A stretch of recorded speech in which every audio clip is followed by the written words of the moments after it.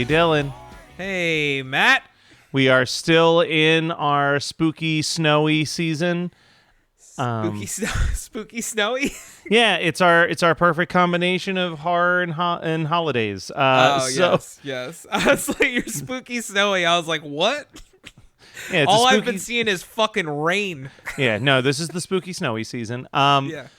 So I picked this one for Yes. us to discuss. It debuted last Halloween, actually. Yes. And I just was like, I don't know. Like, as you know, last year we really kind of locked in, like, this is what Christmas 365 is from at least October to March, where it's like we're hitting the biggies. Yeah, where it's like October's the Halloween stuff, November and December is like Yep. the heavy nostalgic stuff, and then like January and February is like, here's all the new shit that came out that we watched, so you can get our opinions on it. Related. Well, and that's the thing. I was like, this came so late in October that we couldn't quickly make it an October episode. Did this drop like on Halloween? I can't remember. It was the week leading up to Halloween. They dropped 2 episodes at a time. So this was the Tuesday before Halloween this came out. I don't want us to burn it on like a February. So I was like, this will be perfect content for next October, and it's been my plan since it aired. And we'll start with this. Did you watch all of Cabinet of Curiosities? I believe I did. When I went back today, it says they were all watched, but I don't remember all of them. Like, if that makes sense.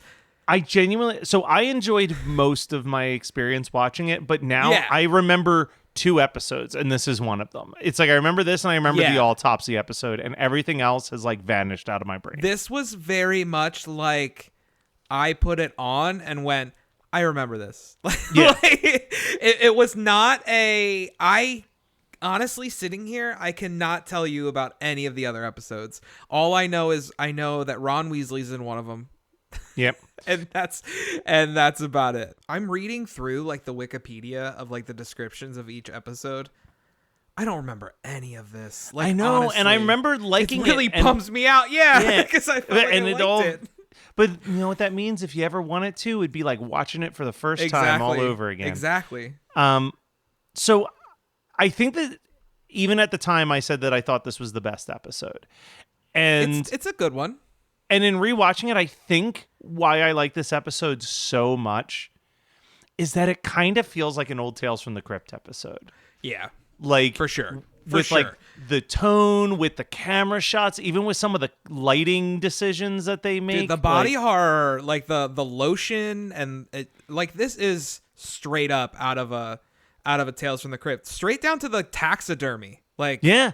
Well, it definitely borrows that's literally a bit. Yeah, it's one of my. It's probably, in my argument, the best episode of the first season of Tales from the Crypt, which is only a short 6-episode run. But yeah, the taxidermy that shit genuinely episode scared is good. me.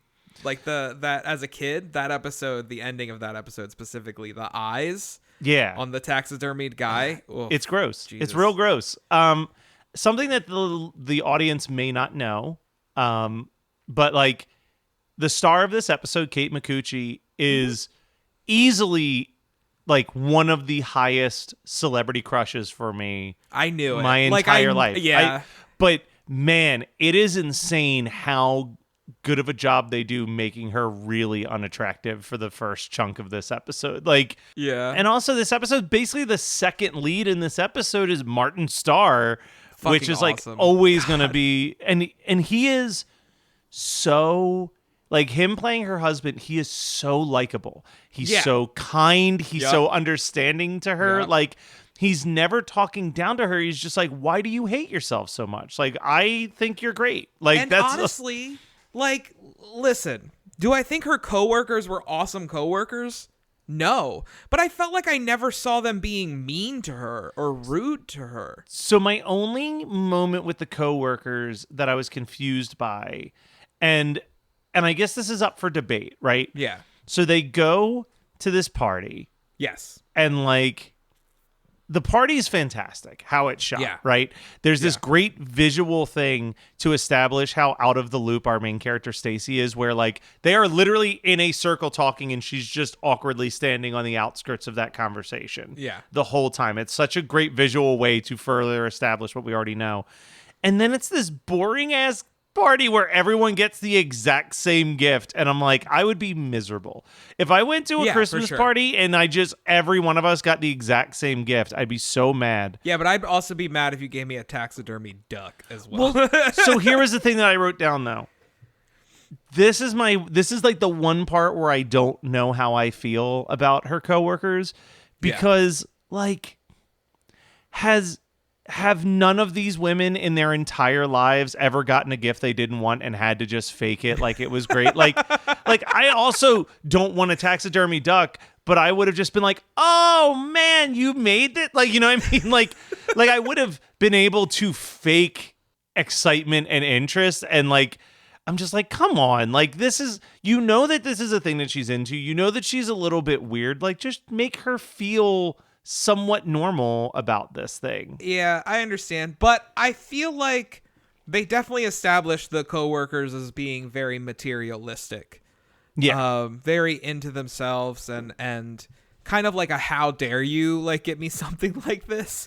Yeah. But at the same time, again, I didn't see where anyone was overtly mean to her. No, and that's the thing. Like, that was the part where I'm like, this could have been way worse. And then, like, when Gabby's talking to her as she's getting ready to leave, like, she's still so sweet to her. Yep.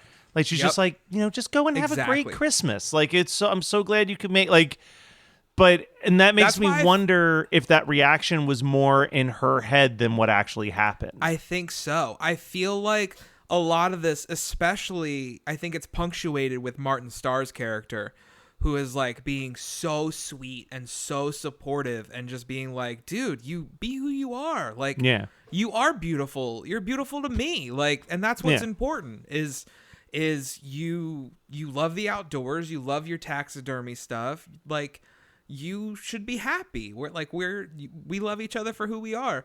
And no one is being like talking really down to her or being mean to her. I think it is all self-image, which I think is definitely a cool commentary on life, as we can have as many supportive people around us as we possibly can. Yeah. But if we're not supportive of ourselves, it doesn't really matter, you know? Exactly. And man, and then you get to the real, I mean, that's where that's where this story is so interesting though, right? Yeah. Is like, because there's so many ways that it could go. So she starts having these visions of the television advertiser telling her, like, you're gonna have to keep using it. It's gonna burn. It's gonna get worse before it gets better. Like, which, dude, Dan Stevens rules. He rules, right? He's and so like, good.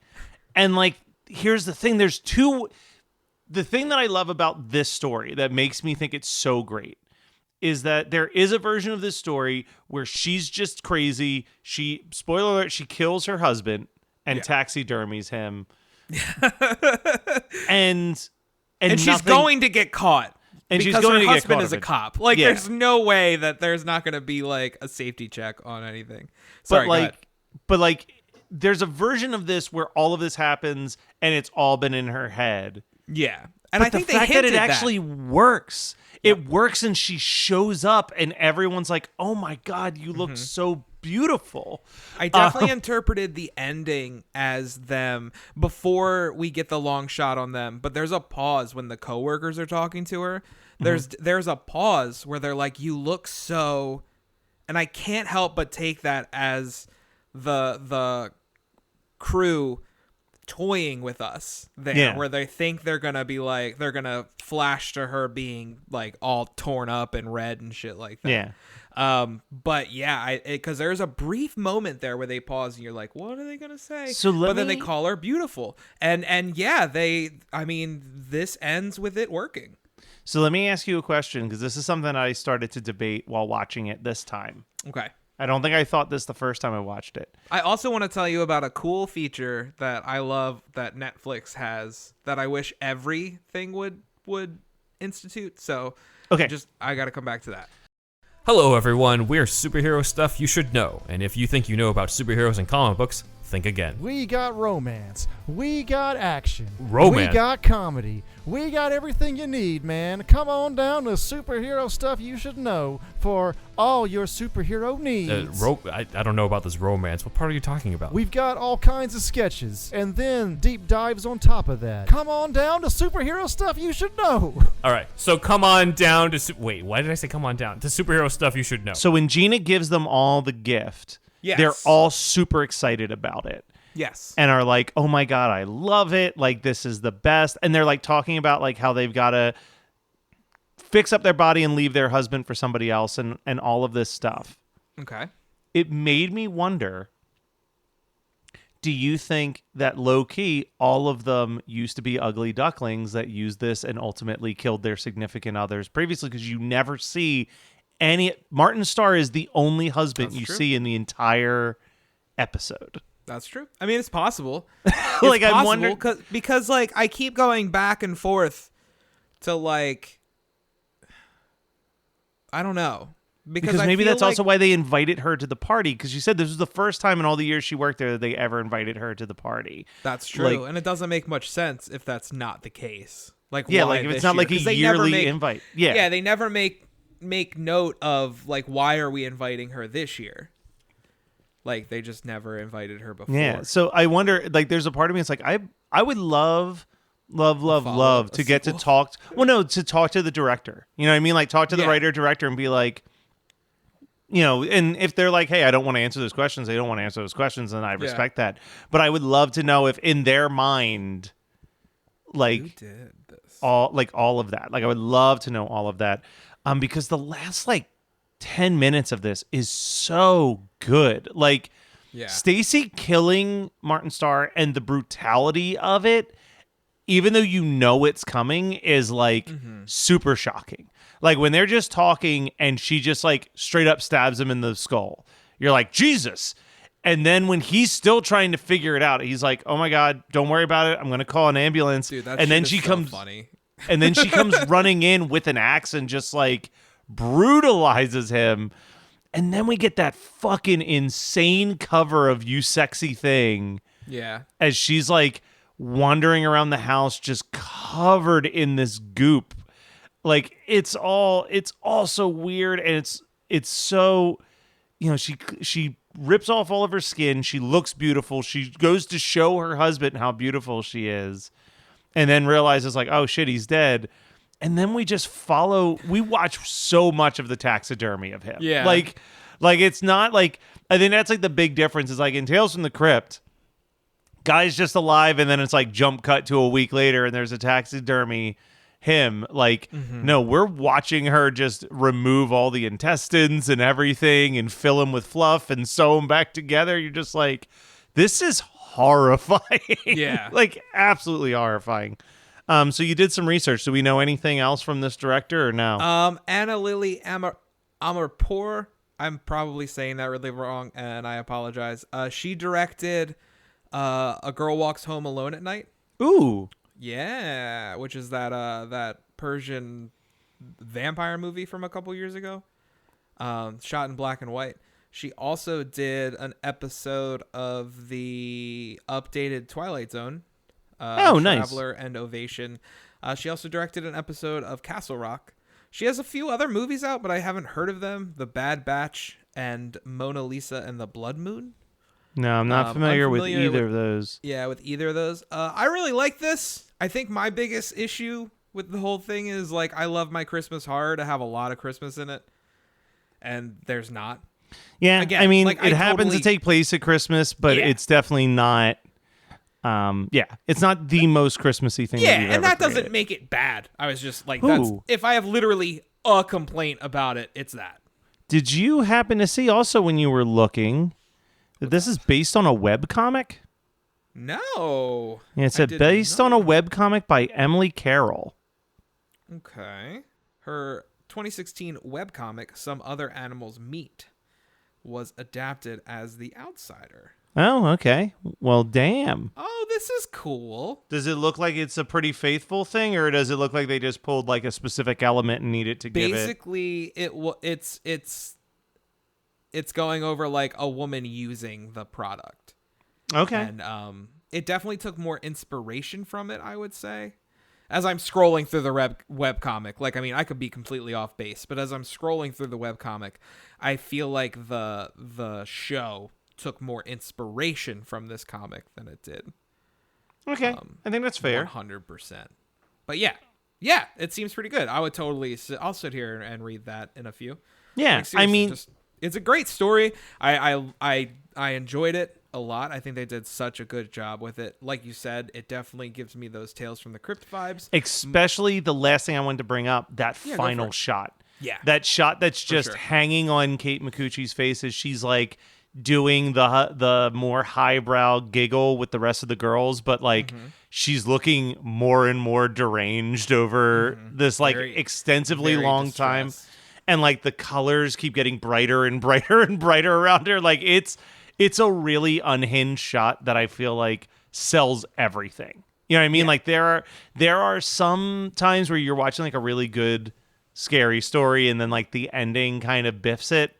This is the total opposite of this. The ending, I think, really seals the deal on how good this ultimately was. But I agree with you. Like, I don't know if this is certainly not a yearly Christmas, Halloween, like horror watch or anything like that. But if anybody ever says, "Hey, do you remember Cabinet of Curiosities?" I'm gonna be like, "Dude, the Christmas episode you should watch." Like, for the sure. Christmas episode is really good. And also because it's the only one I can remember. But again, it's the one that was the most unique. It's the most. I remember that the other ones, and this is not like they had a lot of really talented people involved in all these, and I remember all the stories being good. But all of the other ones kind of have that same just like dark, dreary, wet, like, you know what I mean? Like very much so. And this one's just like so bright and so like different in the palette of all the other ones. Now, what's the thing on Netflix you wanted to talk about? Oh, dude, you're probably gonna find this sacrilege, and I, bro, watching stuff at 1.5 speed. Oh, that's an option on Netflix now. 1.5 speed. Ooh, bro.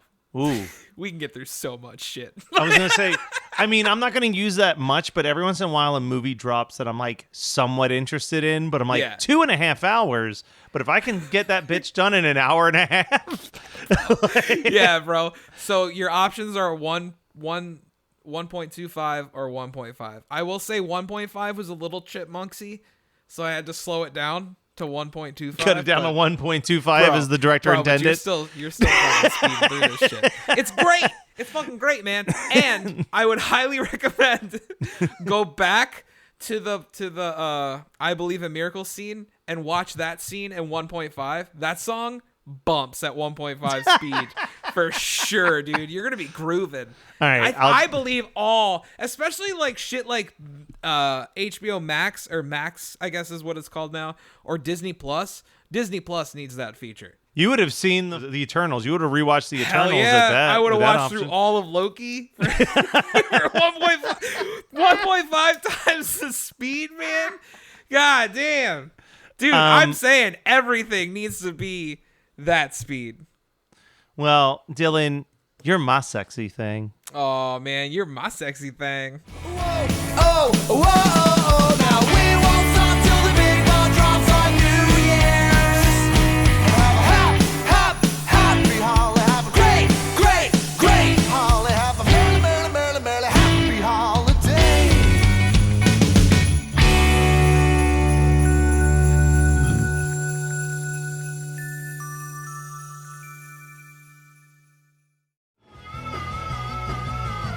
You're listening to the Geekscape Network.